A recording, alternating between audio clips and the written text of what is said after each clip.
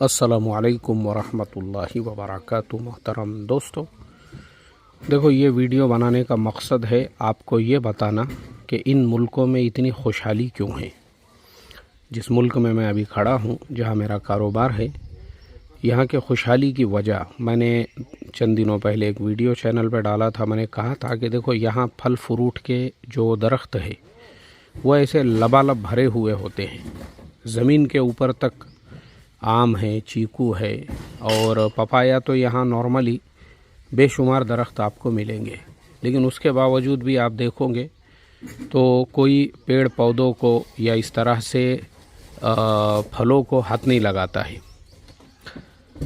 अब आप देखिए इस मुल्क में लोगों में हमदर्दी कितनी है एक दूसरे के दरमियान में।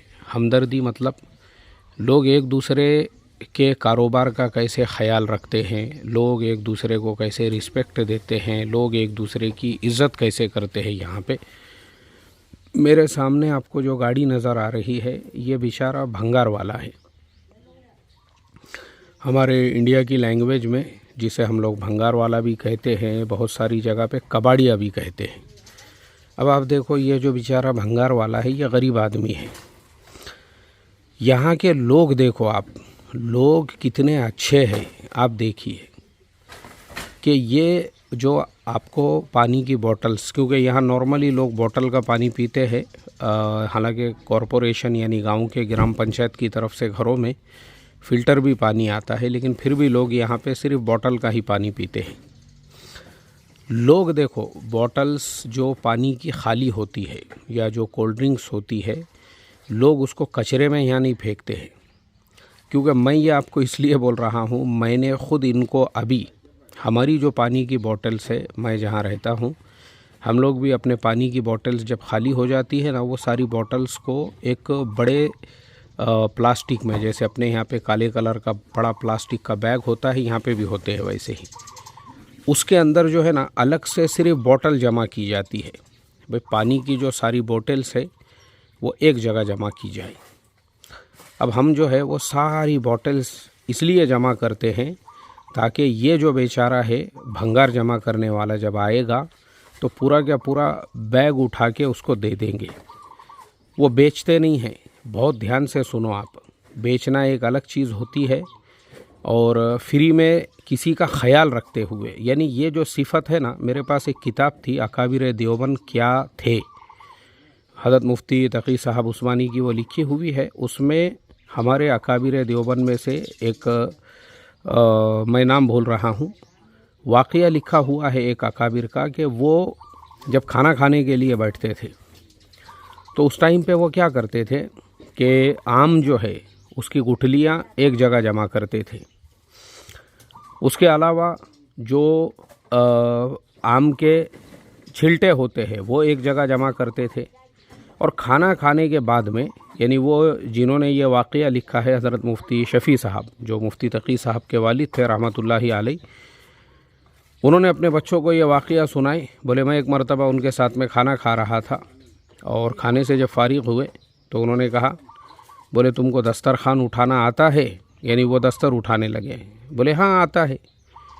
बोले नहीं नहीं नहीं, तुमको दस्तरखान अभी नहीं आता है, तुम पहले मेरे से सीखो दस्तर कैसे उठाते हैं।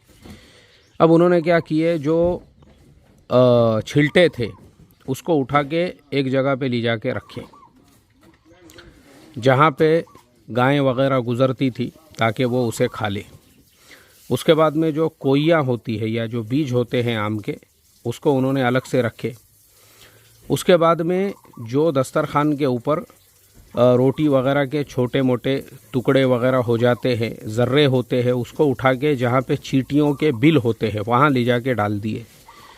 और फिर वो जो आम की गुठलियाँ हैं, जब वो ट्रेन के ज़रिए से या कहीं बैलगाड़ी के ज़रिए से वो ज़माने में सफ़र होता था तो हर थोड़े थोड़े दूर पे रोड के दोनों तरफ वो उसको फेंकते जाते थे ताकि वो उससे आम के दरख्त जो पैदा होंगे वो भले आज से 20 साल के बाद लोगों के लिए कारआमद साबित हो, लेकिन कम से कम उससे रोड के दोनों किनारे पे दरख्त पैदा होंगे। देखो ये इतना ख्याल कौन रखता है? वो रखता है जिसने अल्लाह को पहचाना, जिसको आरिफ बिल्ला कहते हैं, जिसने अल्लाह को पहचान लिया। अब आप देखो ये सिफ़ात हमारे बुज़ुर्गों में थी, वही सिफत यहाँ के बेईमानों में भी आपको मिलेंगी। ये लोग अल्लाह को नहीं मानते हैं, लेकिन इनकी सिफात देखो। वो बॉटल्स इसलिए जमा करते हैं ताकि ये कबाड़िया और भंगार वाला हफ्ते में 15 दिन में जब भी यहाँ से राउंड मारता है ना, तो वो पूरे उठा के उसको दे देते हैं। अभी देखो ये जितना भी भंगार, यानी ये घर वाले जो हमारे पड़ोसी है, इन्होंने अपना पूरा भंगार जमा करके रखा हुआ था। अब आप सोचो ना, वो इसको कचरे में भी फेंक सकते थे, लेकिन उन्होंने ये पुट्ठे है, ये बहुत सारी चीज़ें इसलिए जमा की कि भाई ये आदमी जब भी आएगा तो वो लेकर जाएगा और उसके काम आएंगे। अब इससे 4 पैसे वो कमा लेगा, उस गरीब का भला हो जाएगा। मतलब इससे इनको पैसे नहीं चाहिए, क्योंकि ख़ुद करोड़पति लोग हैं। 4-5 गाड़ियाँ हैं इनके पास, बड़ी बड़ी पिकअप। तो ये पिकअप तो यहाँ पे खैर वैसे भी नॉर्मली लोग इस्तेमाल करते हैं। तो यहाँ के भंगार वाले के पास में भी आपको ये पिकअप नज़र आ रही होंगी, गरीब आदमी के पास में भी। ये गरीब आदमी है यहाँ का, उसके पास में भी माशाल्लाह इसी पिकअप है, जिसके अंदर जो है ना वो इस तरह से पूरा सामान भर के लेकर जाता है। तो मैं आपको ये वाक़या इसीलिए सुना रहा हूँ। देखो, जब आदमी में लोगों की हमदर्दी होती है ना, अल्लाह ताला उसके लिए रहमतों, बरकतों और रिज़्क़ के दरवाज़े खोलता है। अभी जैसे मैं इस मुल्क में कारोबार कर रहा हूँ और मैंने कई वीडियो में ये बात बोला हूँ कि हमारा 1 साल का प्रॉफिट 1 करोड़ 20 लाख का है यहाँ का। अब ये बरकतें अल्लाह ने हमको भी क्यों दी? इसलिए दी, हम लोगों के भले के लिए काम कर रहे हैं। अब आप मुझे बताओ, हमारे फाउंडेशन से जो पेंशन योजना उलामा को जाती है, बुज़ुर्ग उलामा को, वो क्या मेरे रिश्तेदार है, क्या ख़ानदान वाले हैं?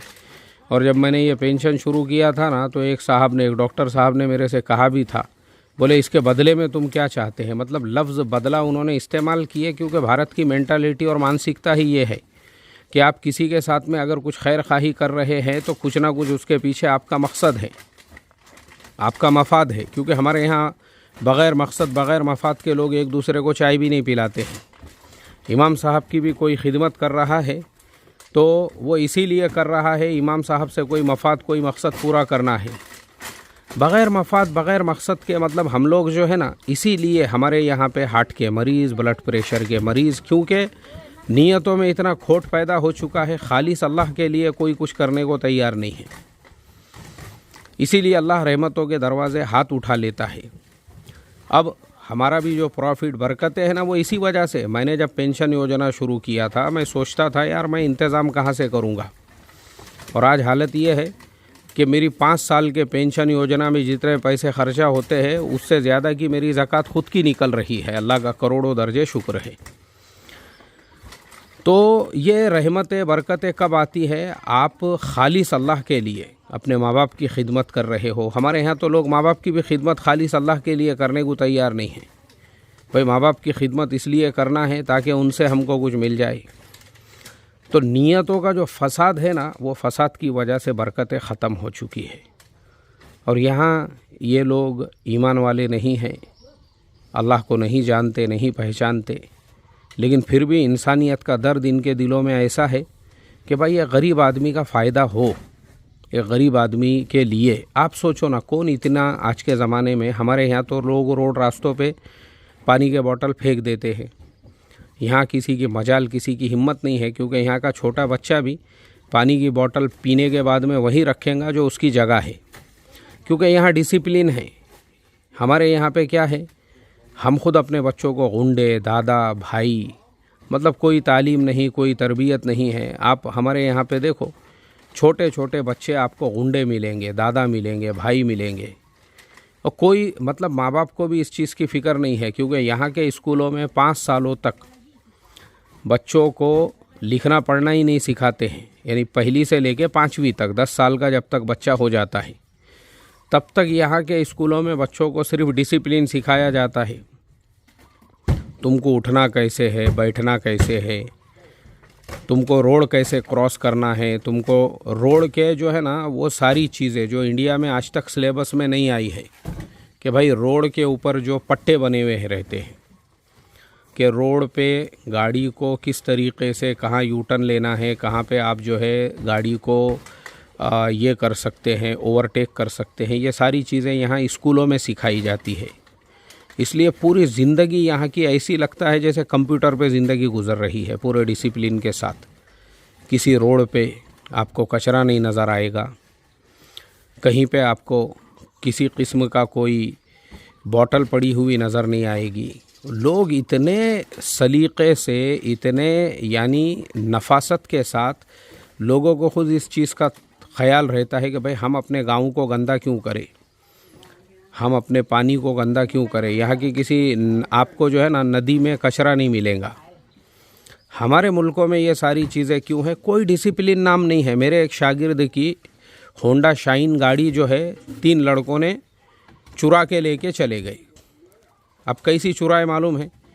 वो हमारा शागिर्द एक जगह काम करता है, उसने अपने ऑफिस के बाहर नीचे वो गाड़ी खड़े किया और इन्होंने उसको चालू किए कोई खिल्ला वगैरह उसके अंदर डाल के, और तीनों टेबल सीट चला रहे हैं। हमारे शागिर्द ने पुलिस में कंप्लेन दिया, पुलिस भी ढूंढ रही है, हमारा शागिर्द भी ढूंढ रहा है। इत्तेफाक से उसके किसी दोस्त ने देखा कि वही गाड़ी, उसकी जो गाड़ी है वो 3 लड़के रोड के ऊपर चला रहे हैं। वो लड़के ने, वो दोस्त ने उनको पकड़ा। पकड़ने के बाद में जो है वो आया, और आने के बाद में जो है उसने वो जो पुलिस वाले होते उन लोगों को इत्तला दिया और उनसे ये कहा कि बोले देखो मेरी गाड़ी मिल गई है। अब पुलिस वाले जो थे, उन पुलिस वालों ने क्या किया, वो तीनों को, वो जो बच्चे थे उनके माँ बाप को बुलाई और कहा भाई तुम्हारे बच्चों ने जो है गाड़ी चुरा के लेकर गए थे, अब गाड़ी वाले का जो नुकसान हुआ है वो भरो, नहीं तो हम इनको जेल में डाल देंगे, बच्चों की जो जेल होती है। आप सोचो, हमारे यहाँ एक बाप को सिर्फ उसकी बीवी को गाभन करना पता है, मज़े ले रहा है, आड़ा करके, खड़ा करके, उल्टा करके, सीधा करके, दीवार को लगा के, छत को लगा के, पंखे से बांध के, खाली मज़े ले रहा है वो बाप। मज़े लेके उसने जो है जैसे एक डुक्करनी एक साथ में 8-10 जन देती है, जैसे कुतिया हर 6 महीने में 6 जनती है, ऐसे जन दी बस उसने। बाप ने भी अपना ठंडा कर लिया, तालीम तरबियत मालूम ही नहीं है, पैदा करके छोड़ा। वो बाप बोलता मेरे को कुछ लेना देना नहीं है, ले जाओ बोले तुमको जहाँ ले जाने का। तो ये हालात है हमारे मुल्क में। बताओ ना मुझे, ऐसे से बच्चे क्रिमिनल क्यों नहीं बनेंगे, गुंडे क्यों नहीं बनेंगे, दादा और भाई क्यों नहीं बनेंगे? कोई पूछने वाला ही नहीं है उनको। इसीलिए बच्चे गुंडे बन रहे हैं, क्रिमिनल बन रहे हैं, दादा बन रहे हैं, भाई बन रहे हैं, किसी को कुछ पड़ी नहीं है, जेलों में जा रहे हैं। अल्लाह हिफाजत फरमाए। तो देखो, इस पूरे वाक़ये का ख़ुलासा बस इतना ही है, अपने दिलों में हमदर्दी पैदा करो, इंसानियत की, उम्मत की, इंसान बनो। इंसान मैंने इससे पहले भी एक वीडियो जो चैनल पे अपलोड किया ना, इंसानों के शहर में, वो इसीलिए अपलोड किया। यहाँ लोगों में इंसानियत है, इस वजह से यहाँ क्राइम नहीं है, चोरियाँ नहीं है, डकैतियाँ नहीं हैं, अमन व अमान है। यहाँ कोई भूखा नहीं रहता है, कोई नंगा नहीं रहता है, यहाँ कोई गरीब नहीं है, कोई मुफलिस नहीं है। अल्लाह तबारक व तआला हम तमाम को ये तमाम बातें समझाए। ये वो सिफ़ात थी जो हमारे अकाबिर में थी, जो सहाबा इकराम रिज़वानुल्लाहि ताला अलैहिम अजमईन वाली सिफ़ात थी। इस्लाम ने मुसलमानों को ये बातों की तालीम दी थी। अफसोस, दुनिया की दूसरी कौमों ने इनको अपना लिया और हम लग गए आपस में लड़ने झगड़ने, दादा गुंडे भाई। अल्लाह हिफाजत फरमाए। अस्सलामु अलैकुम रहमतुल्लाहि व बरकातहू।